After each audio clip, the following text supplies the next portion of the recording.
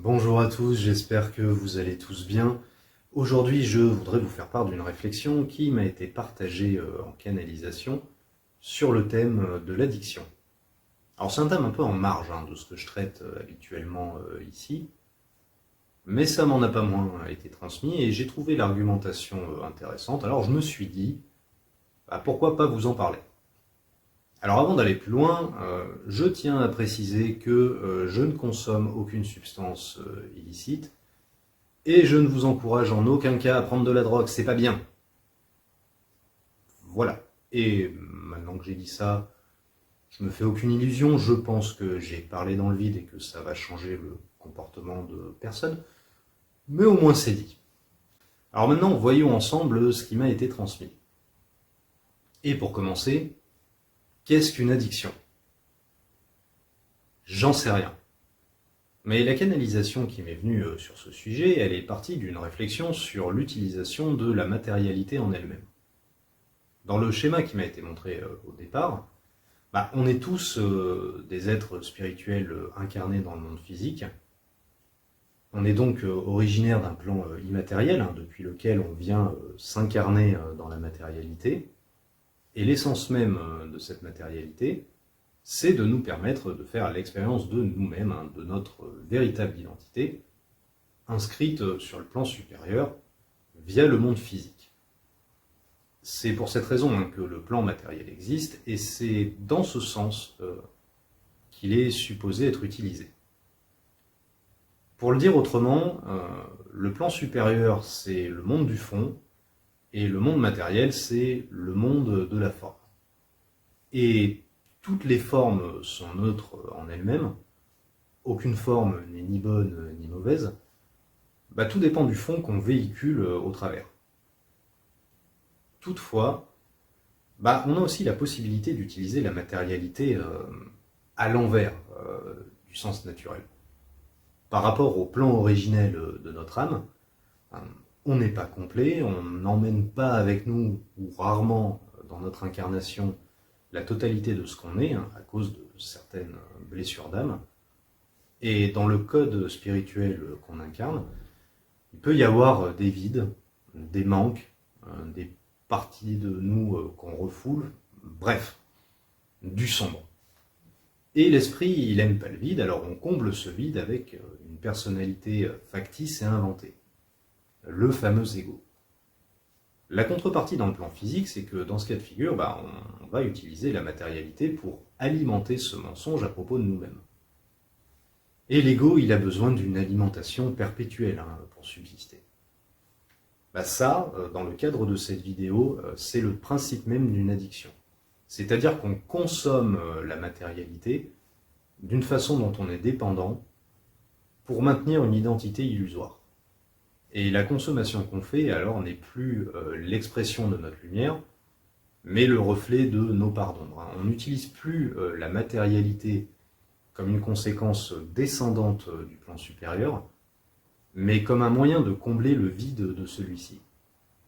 Et c'est une telle utilisation de la matérialité qui alimente le faux nous, mais qui détruit le vrai nous, ou qui, au minimum, révèle la destruction qui est déjà en nous.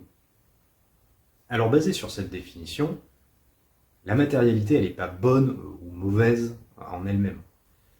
Tout dépend du sens dans lequel on l'utilise, donc de l'intention derrière notre maniement de la matérialité. Et alors, à ce sujet, il y a un exemple qui m'est venu, je ne sais pas s'il est parfait, mais avec on comprend bien. Alors on va prendre l'exemple de deux femmes qu'on va appeler Julie et Cindy.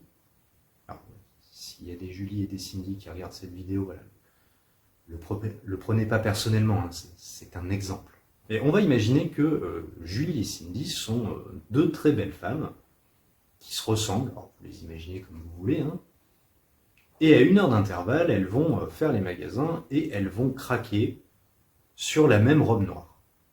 Une très belle robe, très féminine, un peu provocante, vous voyez le genre, et elles vont l'acheter, parce que c'est bien connu, on ne se trompe jamais avec une petite robe noire. Alors, spirituellement parlant, acheter cette robe, c'est pas bien ou mal en soi, c'est parfaitement neutre. tout dépend de l'intention derrière. Et en l'occurrence, les deux femmes dans notre exemple, elles n'ont pas la même intention. Là, Julie, c'est une femme peu sûre d'elle qui va acheter cette robe pour prendre confiance en elle, alors que Cindy, elle, elle est une femme qui a énormément confiance en elle, qui a conscience de sa valeur, et qui justement achète cette robe parce qu'elle reflète bien son assurance authentique. Julie, elle achète cette robe pour combler un vide intérieur, alors que Cindy, elle l'achète vraiment pour canaliser sa lumière dans la matérialité. Vous savez, on dit que la mode, c'est un moyen d'expression qui nous permettrait de montrer qui on est. Justement, dans cet exemple, Cindy, à travers cet achat, elle exprime parfaitement qui elle est, alors que Julie, elle réalise cet achat justement pour masquer qui elle est.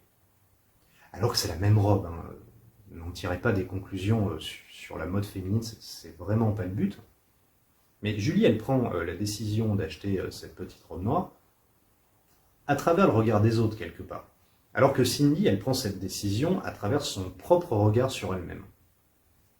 Julie, elle a besoin de sa petite robe noire pour être la femme qu'elle veut projeter aux yeux des autres. Alors qu'à l'inverse, Cindy, si elle enlève sa petite robe noire et qu'elle enfile un survêt, elle reste toujours Cindy.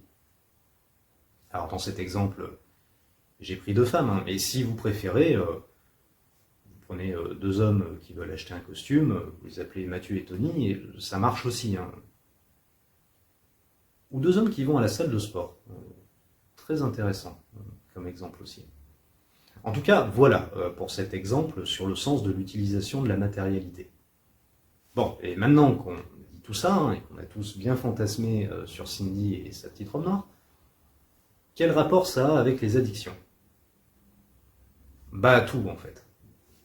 Dans cet exemple, l'acte d'achat de Julie est, dans son essence, une addiction, dans le sens où elle a besoin de cette robe pour maintenir son identité, continuer d'exister à son niveau de conscience actuel, et détourner son attention de la vraie elle qui est blessée et qui ne parvient pas à s'exprimer.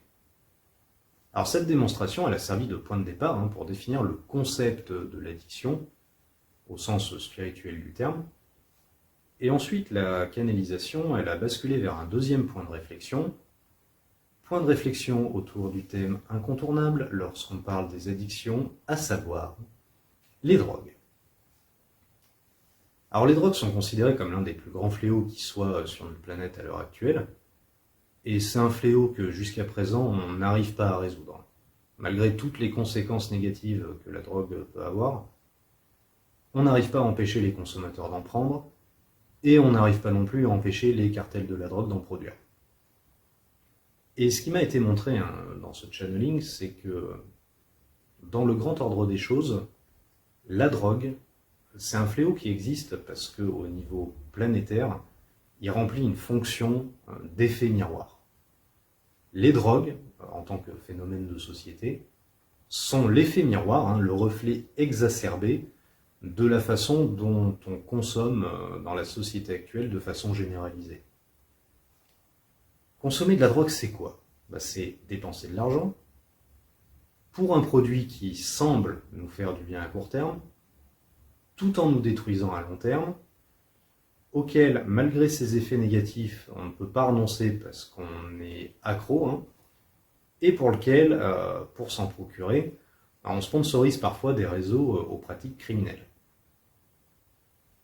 Si on y réfléchit, il y a tout un tas de produits légaux qu'on consomme au quotidien et qui répondent à cette stricte définition.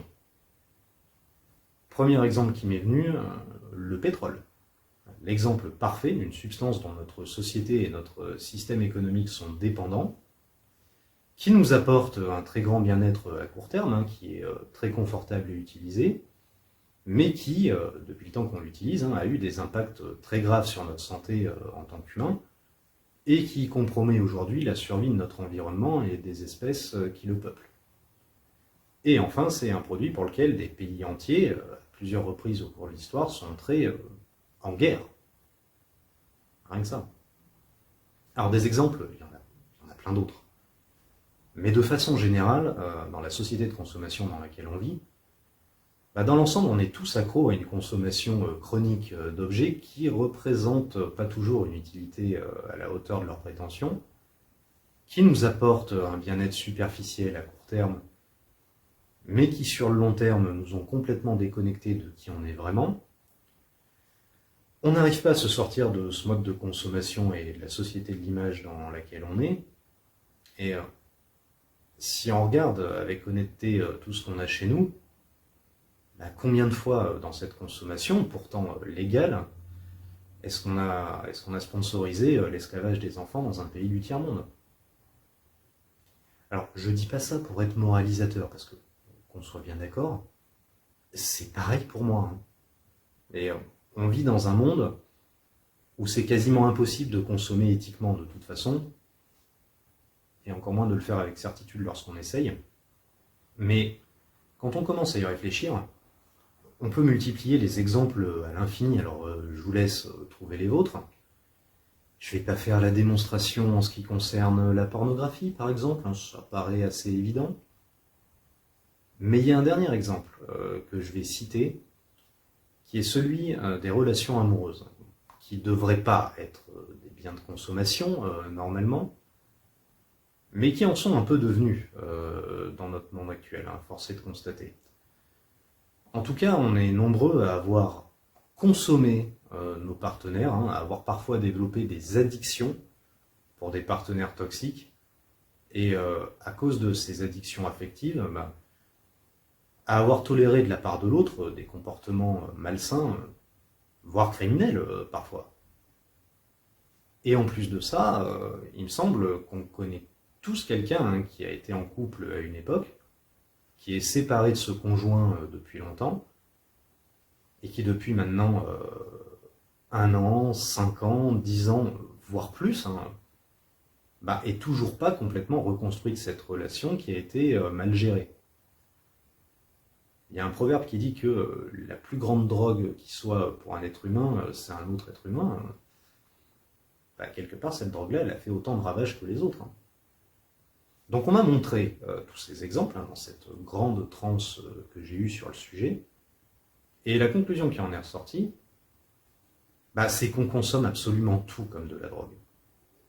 Et donc, d'un point de vue universel, le phénomène de la drogue et des cartels de la drogue sur notre planète serait apparu pour remplir une fonction d'effet miroir pour toute l'humanité, pour nous forcer à ouvrir les yeux sur notre propre rapport à la matérialité. On considère les drogues comme à part de tous les autres biens de consommation à notre disposition parce qu'elles sont plus extrêmes. Mais en réalité, entre les drogues et ces autres biens de consommation, il y a juste une différence de degré, et pas une vraie différence de nature. Nous, les êtres humains, on considère qu'il y a d'un côté les drogues qui sont diabolisées, et d'un autre côté les biens de consommation courante, qui eux sont considérés comme bons, et ça nous paraît évident qu'il y a une différence entre les deux, mais d'après ce qu'on m'a montré, ça c'est une vision que notre culture nous a donnée. Mais en revanche, si on se plaçait depuis le point de vue d'un extraterrestre, ou d'un guide spirituel, ou de n'importe quelle intelligence qui ne serait pas influencée par notre filtre culturel, de son point de vue, cette intelligence, elle verrait peut-être pas vraiment la différence en fait. Donc c'était le premier point de cette canalisation, le fait que les drogues jouent un rôle d'effet miroir, et c'est le point sur lequel ça avait appuyé le plus dans ce message. Ensuite, la réflexion elle a continué, le parallèle avec les drogues s'est poursuivi, et en visualisation, on m'a expliqué qu'en fait, nos objets de consommation quotidiens sont devenus des drogues parce qu'ils nous procurent un plaisir qu'on peut qualifier d'artificiel. Et ça vient du fait qu'on n'utilise plus les objets pour leur fonction principale, mais pour l'émotion qu'ils sont censés nous procurer. Exemple, lorsqu'on achète une voiture, on devrait tous acheter une voiture pour rouler et se déplacer. On n'achète pas une voiture parce que ce modèle en particulier doit nous permettre de montrer qu'on a un gros pénis.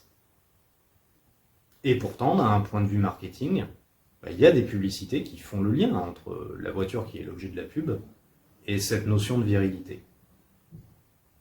Idem, dans un monde normal, on devrait acheter un téléphone pour téléphoner. Or, Depuis des années, dans le marketing, on nous a vendu des smartphones en les associant dans notre esprit à l'idée de liberté et de connexion avec les autres. Et donc, quand on achète un smartphone, on n'achète pas un produit pour son utilité, inconsciemment, on achète une émotion.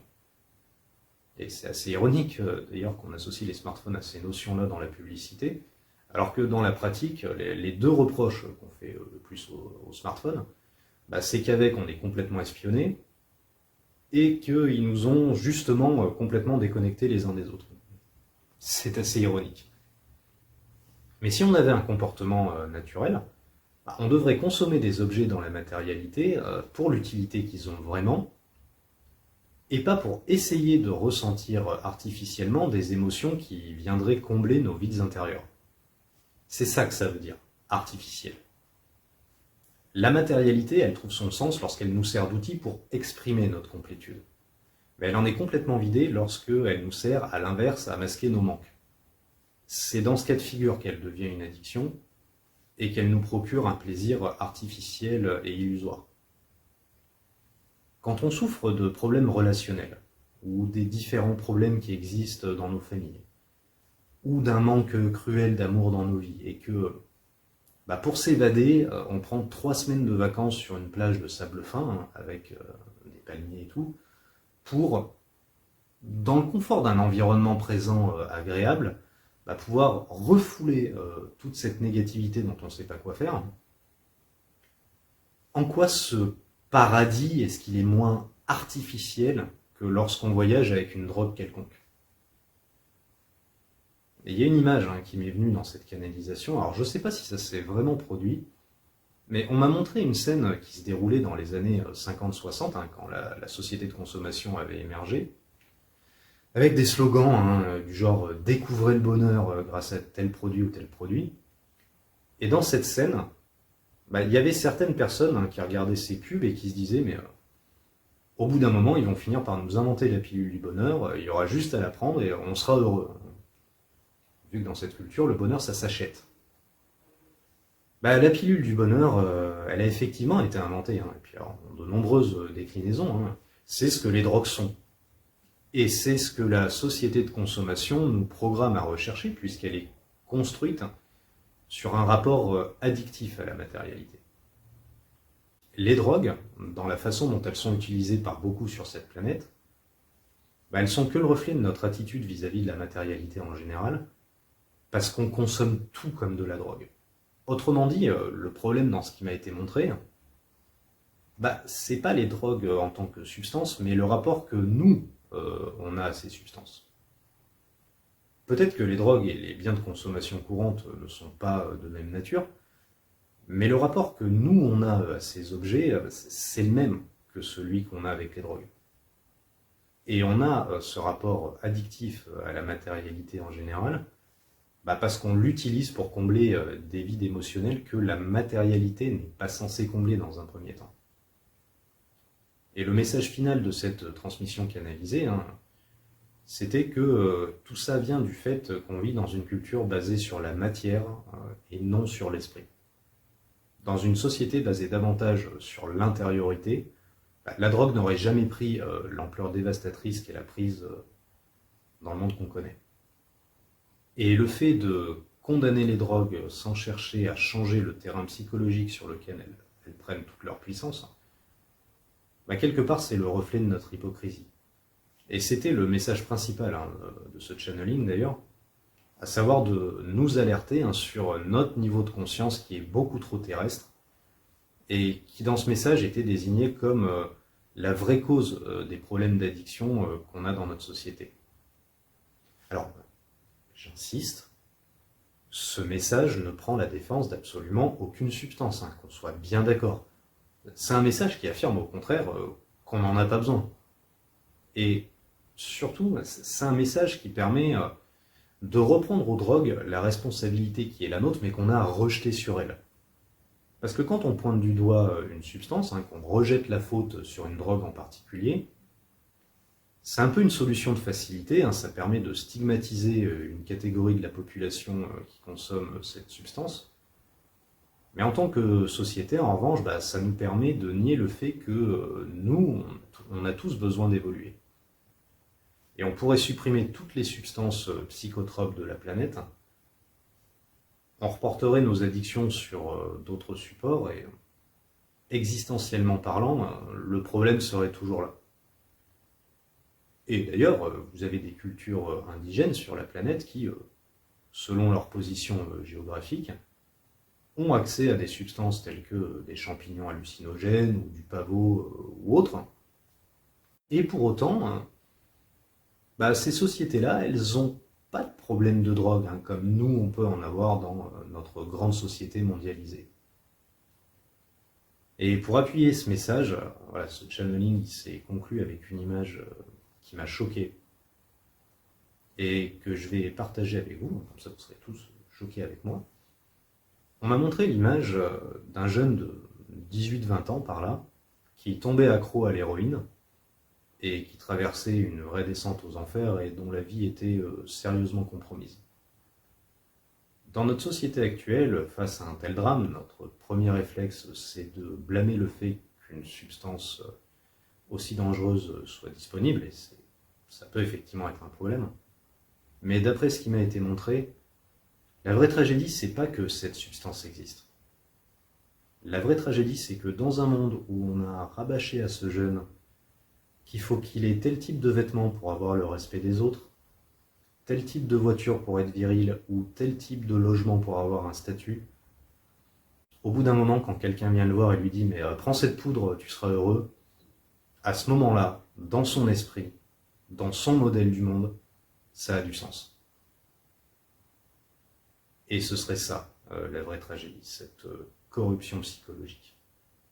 Et si on vivait dans une culture davantage basée sur l'esprit, ça ferait longtemps qu'on s'en serait rendu compte. Voilà ce que je pouvais partager avec vous sur le thème des addictions. J'ai fini avec cette canalisation d'informations. Alors bien sûr, les addictions c'est un sujet très riche et très complexe, et on est loin d'avoir parlé de tout dans cette vidéo. Il y a beaucoup de débats très sensibles à l'heure actuelle autour de ce thème. Est-ce qu'il faut continuer d'interdire les drogues ou est-ce qu'il faut les légaliser? Est-ce que certaines substances ne seraient pas des outils efficaces pour notre ascension spirituelle, etc. Moi, je ne prendrai pas position par rapport à ces questions. C'est pas mon domaine, et puis alors sur cette chaîne, ça n'a aucun intérêt. Ensuite, si vous voulez creuser la question, il y a des spécialistes qui diffusent des informations très intéressantes à ce sujet. Je pense notamment à Gabor Maté, qui explique, entre autres, que les drogués consomment de la drogue, pas pour se sentir bien, mais pour arrêter de se sentir mal. Et que par conséquent, la consommation de drogue est vécue par ceux qui la pratiquent comme un acte d'automédication, et que par conséquent, une addiction, elle peut être dépassée efficacement qu'en soignant les blessures que les consommateurs ont, blessures que l'auteur relie à des carences affectives vécues vis-à-vis des parents dans la petite enfance, parce que nos besoins familiaux naturels sont perturbés dans notre société pour des raisons structurelles. Alors c'est un des auteurs que je connais sur le sujet. Je m'étais intéressé un peu à ses travaux par curiosité, alors pas pour l'aspect concernant les addictions, mais plus pour l'aspect guérison des blessures, justement. Mais si ça vous intéresse, je vous invite à vous documenter. Il tient un discours très riche avec beaucoup de tolérance. Alors moi j'adore chacune de ses interventions. En tout cas, même si le sujet est loin d'être épuisé, voilà, j'ai pu apporter mon petit grain de sel. J'avais trouvé la réflexion intéressante, alors j'ai voulu la partager avec vous. Et d'ailleurs, après tout, pourquoi pas partager une réflexion sur un sujet de société de temps en temps. Et puis en même temps, c'est pas si hors sujet que ça, parce que comme vous avez pu le voir, j'ai pu faire le lien avec le domaine de la spiritualité, et quelque part, c'est un sujet qui nous concerne tous. Parce que même si dans cette vidéo, je me suis principalement appuyé sur la drogue, au sens premier du terme pour ma démonstration, il n'y a pas que les substances illicites qui peuvent s'avérer être des drogues. On peut développer des addictions pour tout et n'importe quoi. Et quel que soit l'objet de notre addiction, le mécanisme est toujours le même. Ça part d'une blessure en nous, Et ça trouve également sa source dans une perception, hein, une culture du rapport à la matérialité erronée et corrompue. C'était le message principal de la vidéo, hein, pour envisager la thématique de l'addiction sous un angle nouveau. Et c'est important d'en avoir conscience quand on est sur un parcours d'éveil, parce que, comme je vous l'ai dit dans ma vidéo sur le permis d'éveil spirituel, le but du développement spirituel, c'est de combler authentiquement nos manques par l'intérieur, et non pas de les combler artificiellement par l'extérieur. Et donc, pour ça, il faut, dans l'idéal, aucune addiction. Dans l'idéal. Après, on est tous humains, on est d'accord. Enfin voilà les amis, j'espère que ça vous a plu. Comme toujours, merci de m'avoir suivi. Et je vous dis à bientôt dans une prochaine vidéo. Paix et amour à vous tous.